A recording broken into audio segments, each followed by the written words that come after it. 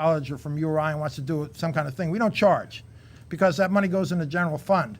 If somebody's got a lot of money, like Draper Lab came down and wanted to irradiate some missile sensors, we charge them a lot of money.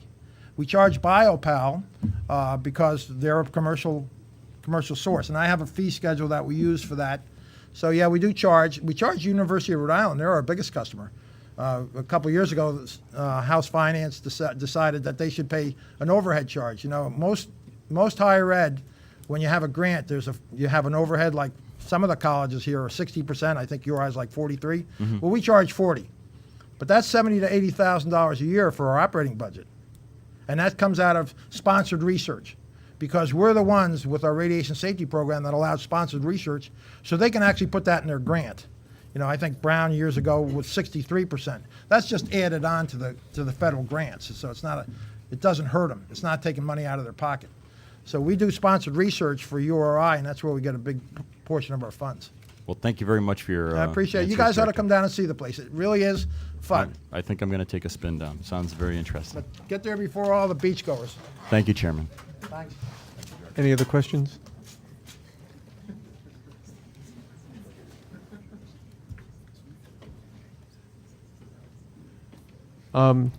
Ray Rickman, we have one witness.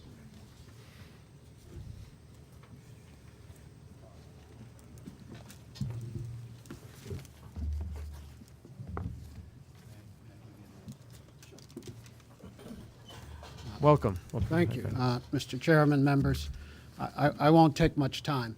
I have been following this nuclear reactor for about 21 years, and I have no level of comfort, none. And I didn't get an increased level of comfort today. Quite often when the discussion about this reactor starts, people start talking about security. And I have a list of the few great achievements that I made in the General Assembly, and one of them was after I left. And that is because we raised this issue, it went to the floor of the House and was almost defunded. The reactor was improved and the weapons grade material was removed. And that's one of the successes we had back in 1991, 1992. And I'm very proud of it. Sometimes when you leave the legislature, they ask what you've done, and I said, got the poisonous fuel out of the nuclear reactor that we shouldn't have had in the first place. Now, I was raised well by my mother to not say things I do not know. So I'm going to be brief because I'd like to say some things, but I don't know them to be facts. I've thought it would be very interesting if the committee were to ask for a list of the names of the researchers that use the facility. If you listen to the conversation, you will hear going to, probably will, can, are coming. This facility is not used by very many people. Secondly, the life of a nuclear facility is about 1/2 of the age of this one. And I believe every single facility given by the Eisenhower administration to the states have been decommissioned except for this one. This is a car. If it were a car, it'd be a 450,000-mile car, and you wouldn't take it far from home. Now, I love this conversation because what has happened in the last month is I have, with a great deal of help from the media, started a discussion at that facility. And they're looking at everything, security issues. Some of the funding discussion was quite interesting today, you know, increase in salaries and possibly a small decrease in operating. So even that is fascinating to listen to. Let me go to the end, and then if there are any questions, I'd be glad to respond. What I would like to see happen is that this facility would be closed, and that you would start a process of having it decommissioned.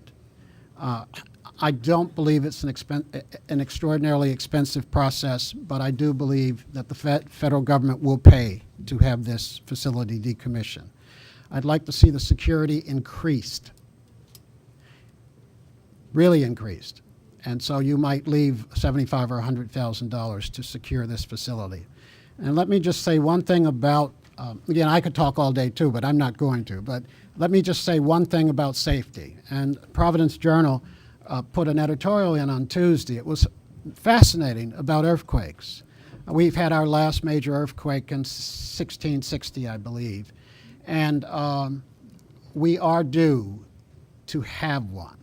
Now, I'm not going to tell you. I have no direct access to God. I'm not going to tell you it's 6 days, 6 months, or 6 years, but it will occur. We just know the patterns of the earth, and it will occur. And what will happen with an earthquake is unknown. I don't have the audacity to tell you what's going to happen to the core of that nuclear reactor if there's an earthquake. Now, of course, the physicist that I've been talking to in California says it will be, if we're not lucky, it will be dumped out into the bay and we'll be sorry for 200 years. Final comment on safety. There is no such thing as a safe nuclear reactor. They're rated. So this, could be 1 in 24,000 that its chances of exploding or causing death to the people of Narragansett and South and North Kingstown is at that level. But would you like to know what the rating was in Japan? So that's my point to you. Do not let any human being tell you that a nuclear facility is safe. There is no such thing. That I'm certain of. I wish the governor had a science advisor. This commission went to the governor and didn't get a 15% cut, 10% cut, 5% cut. Now, my public schools getting their cut and crowding in kids and closing the facilities. Everything that I care dearly about is getting a cut, and this is getting an increase for salaries. So in moderation, let me say this. What I'd love from the General Assembly, from this House that I love, okay? Now, I'm a very strange Rhode Islander. I love the General Assembly. You are as close to me as government gets. The governor, no matter even Governor Chafee, who's a really nice person, is removed. I can walk down the street and talk to Edie Agello 4 blocks from my front door anytime I want. And I even know how to influence my rep. So let me come to this point, what I'd like from you, and then I'll leave the chair or respond to any questions. I would like you to look at this seriously. Secondly, I would like you not to give them an increase, no matter what else you do. It is an absurdity, $1.5 million in these tough economic times while we're closing Providence Public Schools. It is an affront to the citizens of this state. I would like those staff people not to get a raise. And then finally, if you choose not to decommission this, cut off the funding, I would like this legislature to create a commission to look at it. Sometime between 1 year and 5 years from now, the federal government's going to ask you, this is just my opinion, I don't have it in writing, they're going to ask you to close it. So I'd like you to close it now. It is an ancient facility with virtually no purpose except to spend $40+ million of my tax dollars.